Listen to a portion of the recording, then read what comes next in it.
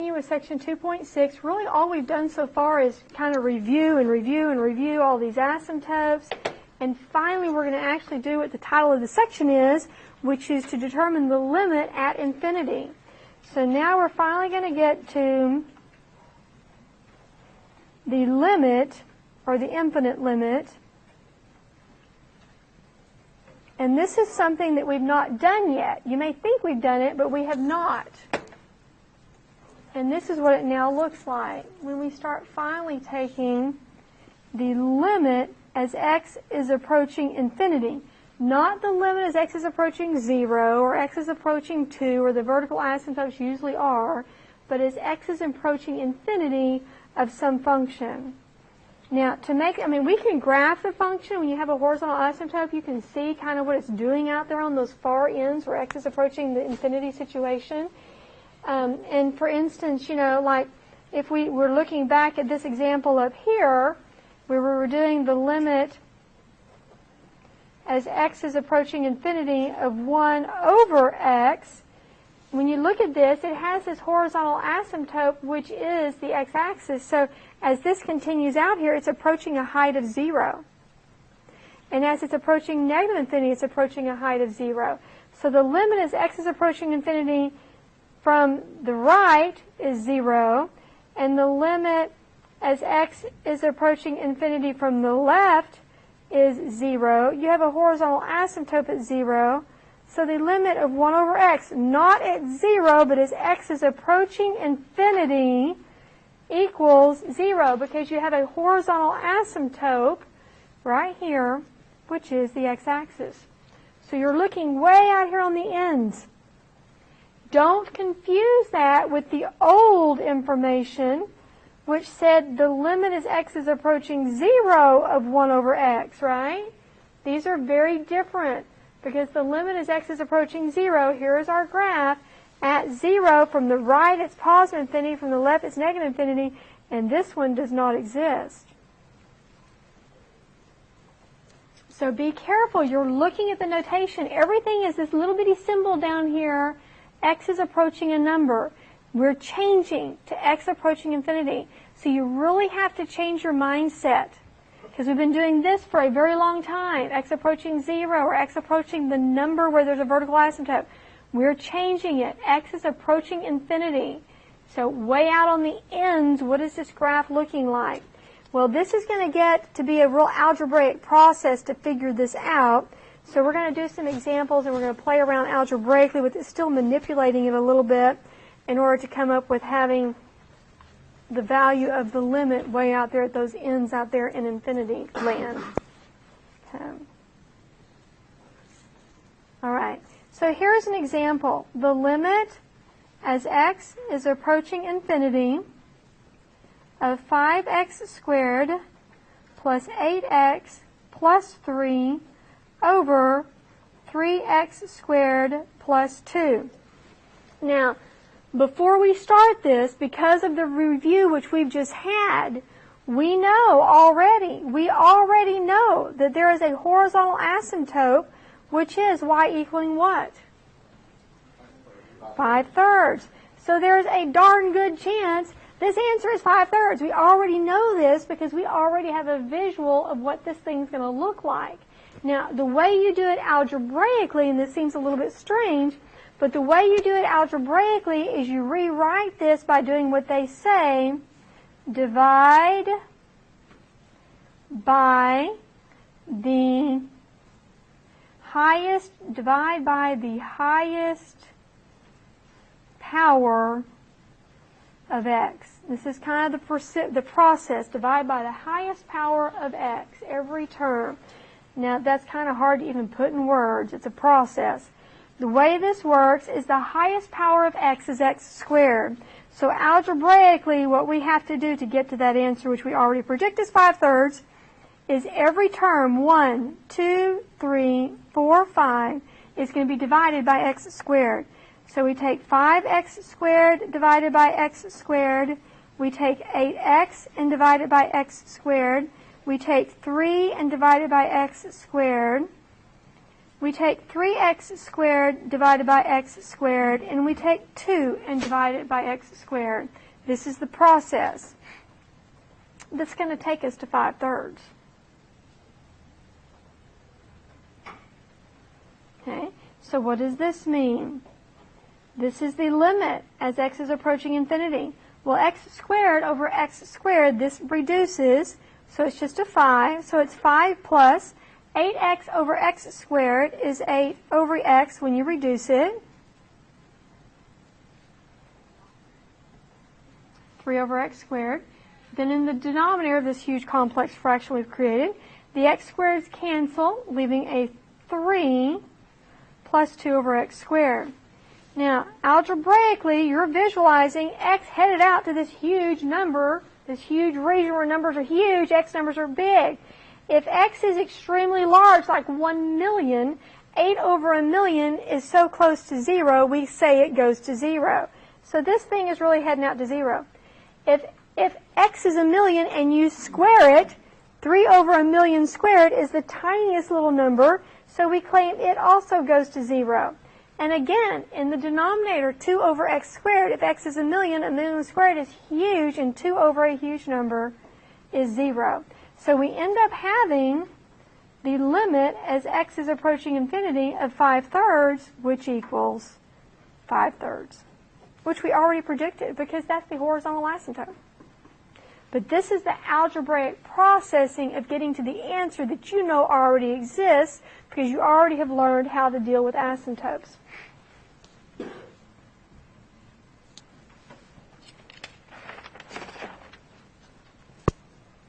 Now, just another algebraic catch to this. What's this deal with dividing everything by x squared? How in the world do we have the right to do that?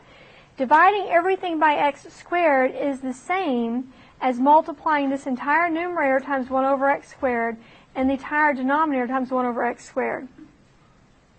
And again, anything over itself equals 1, which gives me the right to do this.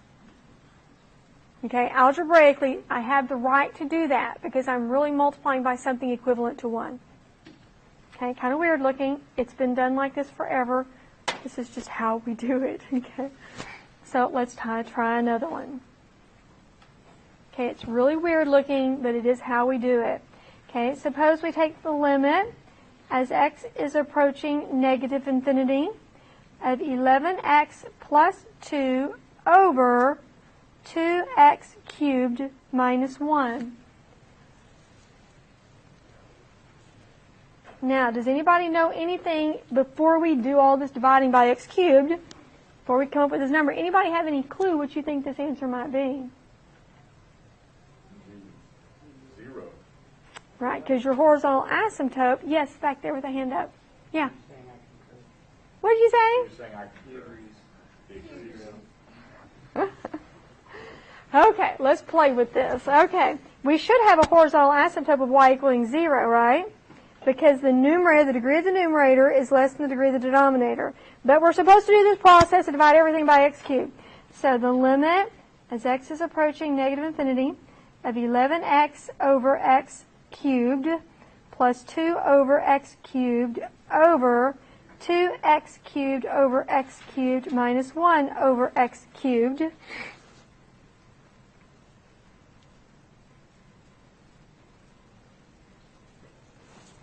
So this is now the limit as x is approaching negative infinity of 11 over x squared plus 2 over x cubed over 2 minus 1 over x cubed. That's as good as it gets.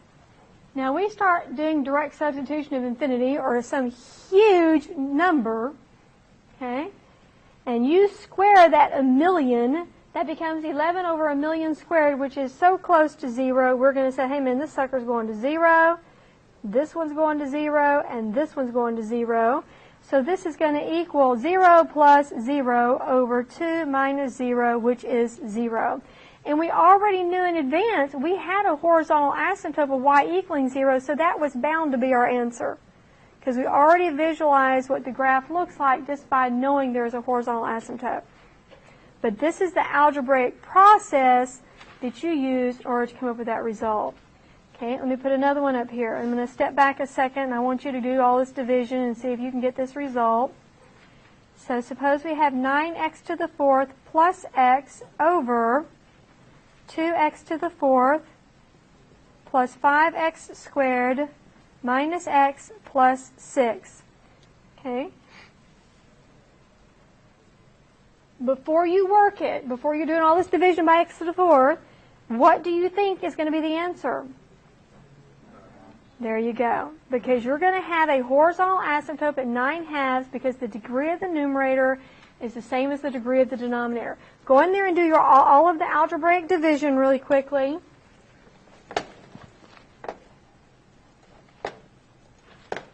Not too difficult a situation. So if we come in here and divide everything by x to the fourth, we have 9x to the fourth divided by x to the fourth plus x divided by x to the fourth over 2x to the fourth divided by x to the fourth plus 5x squared divided by x to the fourth minus x divided by x to the fourth and 6 divided by x to the fourth. So this becomes the limit as x is approaching infinity of 9 plus 1 over x cubed over 2 plus 5 over x squared minus 1 over x cubed plus 6 over x to the fourth. When you put an infinity in or a huge number in for x, all of these are going to go to 0, and you end up equaling 9/2, which we had predetermined was going to be the horizontal asymptote, so that just makes sense. Okay, it makes sense. Okay, so that's what it's approaching. Now, what would that look like on the calculator? I don't even know. I've never tried to graph this one on the calculator, but we can. Does it look terrible? It's not bad? Okay, what is it? 9x to the power of 4 plus x divided by 2x to the fourth. Why did I have to pick one that was so difficult to type? Plus 5x squared minus x plus 6. So did you do a zoom what? What window did you use?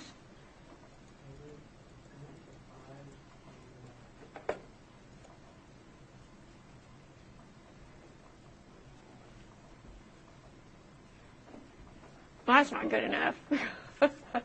Okay, let's get these x maxes and x mins to be a little bit bigger than this. I don't know. What did you do? A negative?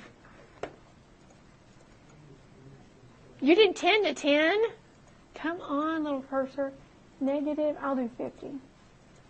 I'll not be quite so dramatic. Oh, I just want to highlight it and I can't. Go down. Okay, 50. It's so slow. Okay.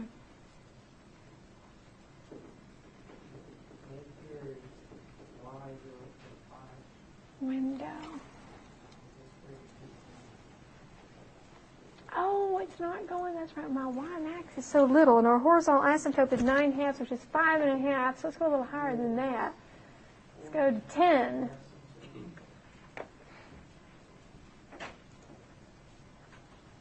There it is. Okay.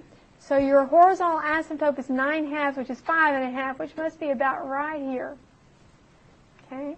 And so out to negative infinity, you're approaching the 9/2, and to positive infinity, you're approaching the 9/2. So we've done well. Getting that graph, seeing that horizontal asymptote. Remember, x is approaching infinity. Okay, you're looking out at the far outside ends of the world. Okay, in the horizontal direction. Okay, so let's look at another one. Okay, let's see one that has a little more algebra in it. Try to make it a little more challenging, a little more fun. Okay, give us something halfway decent to do today. All right, suppose we have one that looks like this. the limit as x is approaching not 0 but infinity. X is going to infinity. X is very large. And now it has a radical in it. So this is 8x squared minus 3 over 2x squared plus x. So I'm just going to go in here and divide everything by x squared. So this is the limit as x is approaching infinity of the square root of 8x squared divided by x squared minus 3 divided by x squared divided by 2x squared divided by x squared plus x divided by x squared.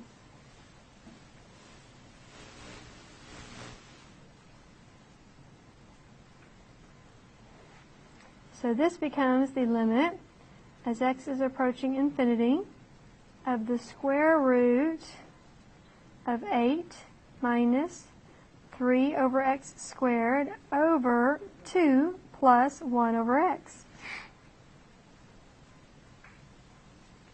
As x goes to infinity, this fraction goes to 0 and this fraction goes to 0. So you end up with the limit as x approaching infinity of the square root of 8 halves, which is the square root of 4, which is 2. So you must have a horizontal asymptote at 2. No big deal. It's not that big a deal. It's no problem. Okay, now let's see what your algebra looks like on this one. The limit as x approaches infinity of the radical only in the numerator, x squared plus 1 over x plus 1.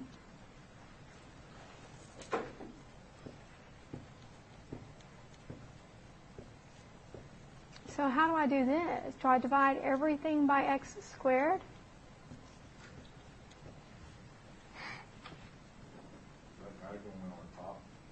Something's weird. In the radical, if you divide by x squared up here, but am I dividing by x squared in the bottom also? I'm going to divide by x in the bottom. Why? There you go. Okay, 1 over x is the same as the square root of 1 over x squared. So really, the top is being multiplied times the square root of 1 over x squared, and the bottom is 1 over x, which is the same thing as the square root of 1 over x squared. They're both 1 over x. You got to multiply the same thing on the top as on the bottom. The square root of 1 over x, those are both 1 over x, which is represented as the square root of 1 over x squared.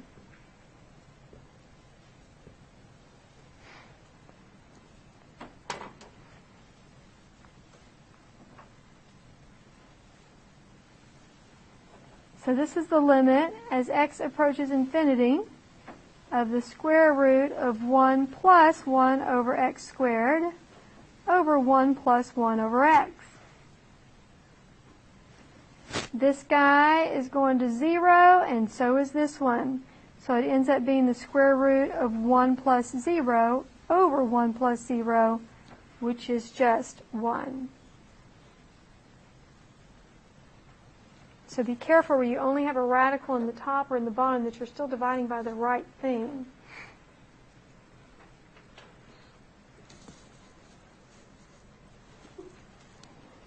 All right, now the next one here is a little different. I'm going to put an asterisk by it. It's a little bit different. You're going to play with it differently. Note that this is not a rational. It is not a fraction.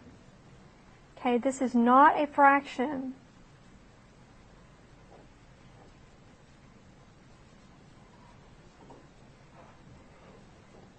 Okay, this is not a fraction. So all this multiplying by something over itself that's equivalent to 1, you can't just go through and divide by x squared or x because you're not doing something equivalent to 1. You're multiplying by something equivalent to 1 here. And even up here when you were dividing by x squared, you're multiplying times 1 over x squared, the square root of 1 over x squared, which was equal to 1. So we're constantly multiplying by something equivalent to 1 when we're really showing this division by the highest degreed variable. Okay? We're always still multiplying by something equivalent to 1. It's legitimate. You can't just come down here and start dividing by x squareds and x's. Okay? That's not equal to 1. You can't just do that. So you have to approach this a little bit differently. So to approach this a little bit differently, anytime you see these binomials that have radicals in them, think conjugate. Okay? Think something about the conjugate.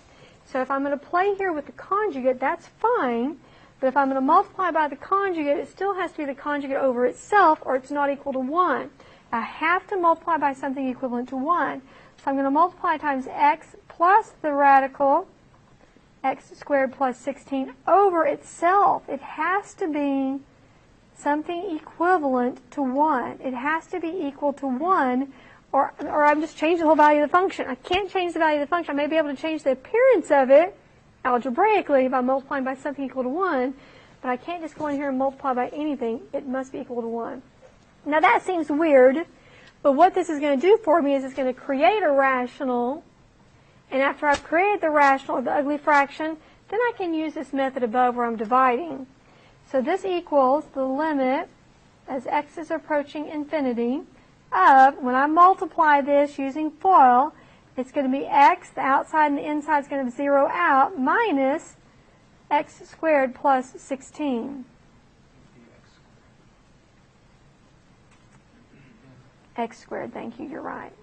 Okay, and then the bottom is going to be this x plus the square root of x squared plus 16. Well, it's just like we made life more difficult. Well, actually, we made life look like the problems before, the examples before that we know how to work. So this becomes the limit, as x approaches infinity, of a negative 16 over x plus the square root of x squared plus 16.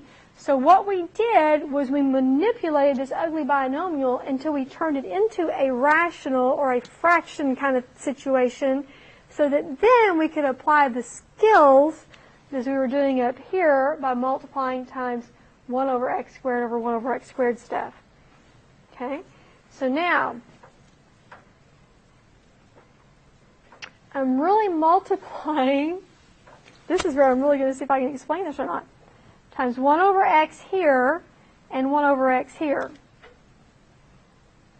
But 1 over x is the same as the square root of 1 over x squared. So, let's see if we can get this written right.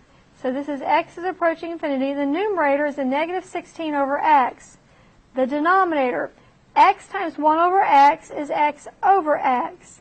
But the radical, I'm going to multiply everything in it times 1 over x times the square root of 1 over x squared, which means it equals 1 over x, but it means division by everything by x squared. That's hard to say. That's hard to teach people. So I either multiply it times 1 over x or the square root of 1 over x squared, because they're equal to each other. Or square root of 1 over x squared, which is also 1 over x. So I multiplied the first one times the 1 over x version, and the second one times the radical of 1 over x squared version in order to get the x squareds under the radical. So this equals the limit, as x is approaching infinity, of negative 16 over x over 1 plus the square root of 1 plus 16 over x squared. This one's going to go to 0, and this one's going to go to 0, which is going to be 0 over 1, which is 0. Okay, so again, I did not have a rational.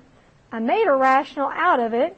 Then we really had to play with this 1 over x or the square root of 1 over x squared to evaluate it as x is approaching infinity. That's kind of a weird one. That's a really good one to put an asterisk beside as being rather important. It's kind of fun.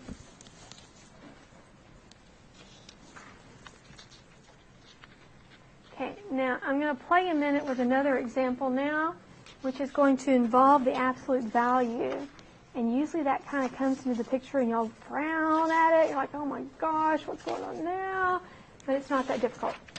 It's not that bad. Okay, this will be part E. So I'm going to throw an absolute value example at you guys.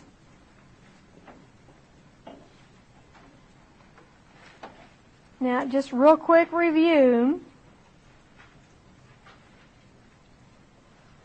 If we have f of x equaling the absolute value of x, the absolute value of x is really defined as a piecewise function.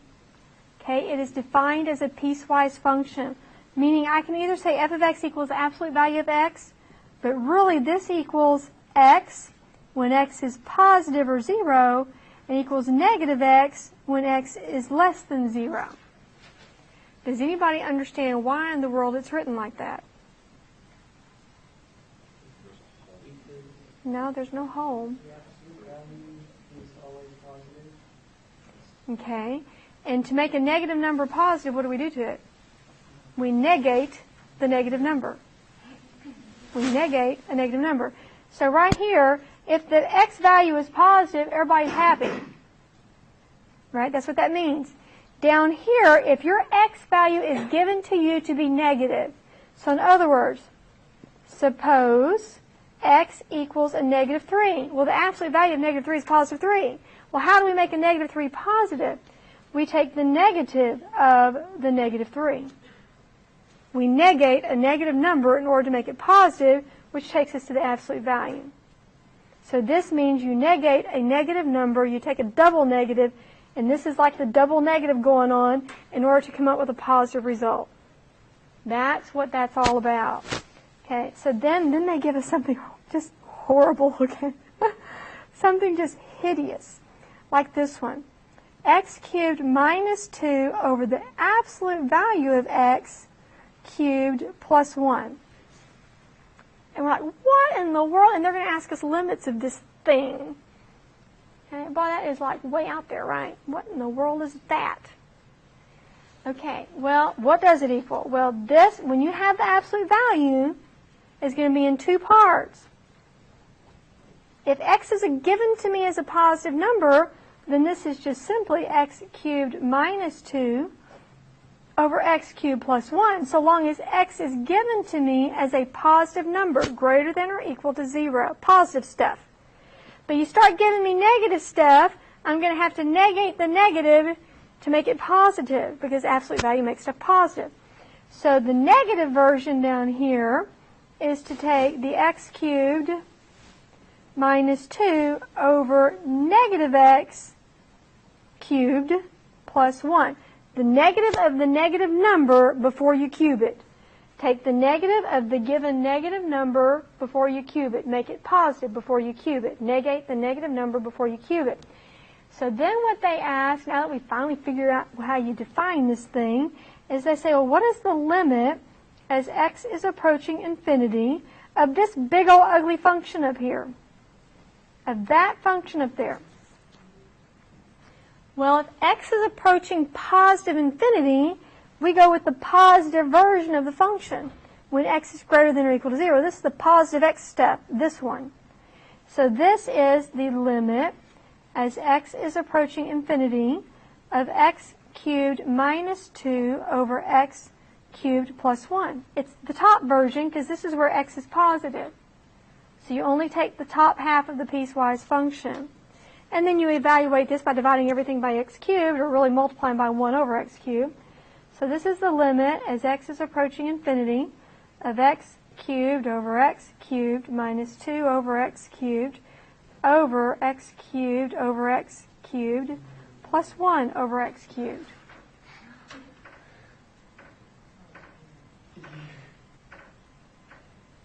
And what's that going to equal? 1 minus 2 over x cubed over 1 plus 1 over x cubed. This one's heading to 0, and this one's heading to 0, so it's 1 over 1, which is 1.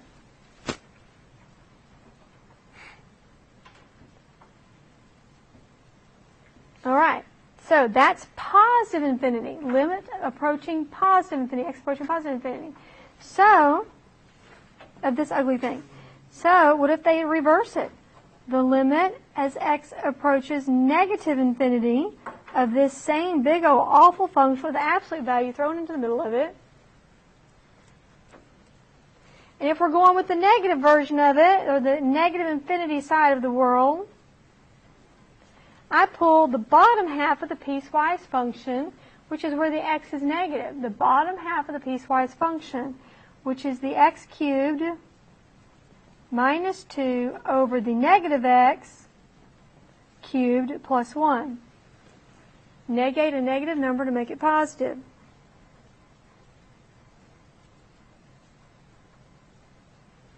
Okay, so I go through here and I use this method of dividing everything by x cubed, or multiplying everything times 1 over x cubed. As x is approaching, I forgot the negative symbol, negative infinity. So this is x cubed over x cubed minus 2 over x cubed over a negative x cubed over x cubed plus 1 over x cubed.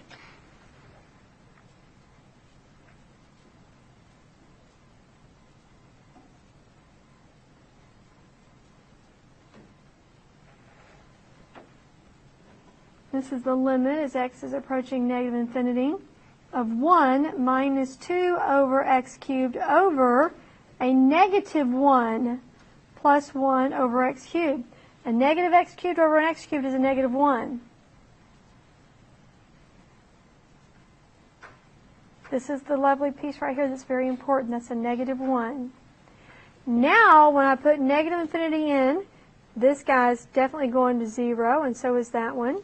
And I get 1 over negative 1, which is a negative 1 result. So the horizontal asymptote kind of, did it change? Can I say that? Or maybe there's two horizontal asymptotes. One at positive 1 and one at negative 1. You know what this graph looks like? What does this graph look like? It looks like this. It does have two horizontal asymptotes, one at 1, one at negative 1. And it looks, if I can graph it, like this, that. Okay? So the limit as x approached positive infinity was a height of 1. Plug in that dashed line. And the limit as x approached negative infinity was coming up underneath the negative 1. Weird, weird, weird, and more weird. One more little section and we're good for the day.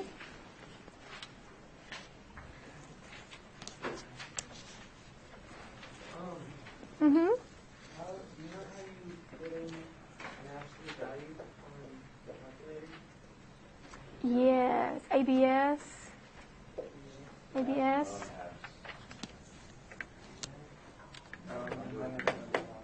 Yeah. Right here. Where is the apps on this thing? I can't see it. Okay. Math. Num. There it is. But you know, isn't there a shorter way? Can't you go, would you stop? Go second catalog, and it's the first one.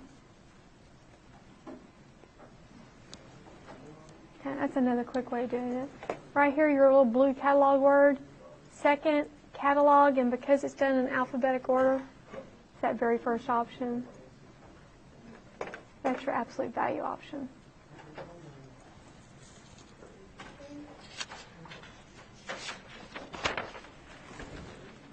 Okay, now one more thing, and they don't really push this too hard, but it's interesting. It really makes you get stuff straight in your head. Okay? A little bit of all this sine x over x stuff comes back into the picture. Okay, the sine x over x thing. Remember the y equaling sine x over x and all those lovely limit laws that we had to deal with on that one? Let's see if we can remember. Recall, when we took the limit as x approached 0 of sine x over x, what did it equal? It equaled 1. And remember we played with all that, sine of 12x over x, and you had to get the 12x in the bottom, all that lovely stuff. Okay. Now the new thing is that the limit as x approaches, and you got to look at the words, as x approaches infinity of sine x over x equals 0. The limit as x approaches infinity is going to equal 0. Now, the reason for that is if you were to graph this sine x over x, okay, and I'm not very good at this, but it'd have a height of 1 here, and this is going to have a symmetry with respect to the y-axis, but it's going to look like this. Something like that, yeah. But it doesn't get oscillating like crazy. It stays kind of normal out there. I just didn't graph it very well. Okay, it doesn't oscillate. It just kind of gets there. It stays close to 0, but it's not oscillating so sporadically that we can't claim the limit to exist. So in other words, we state that the function sine x over x has a horizontal asymptote at y equaling 0.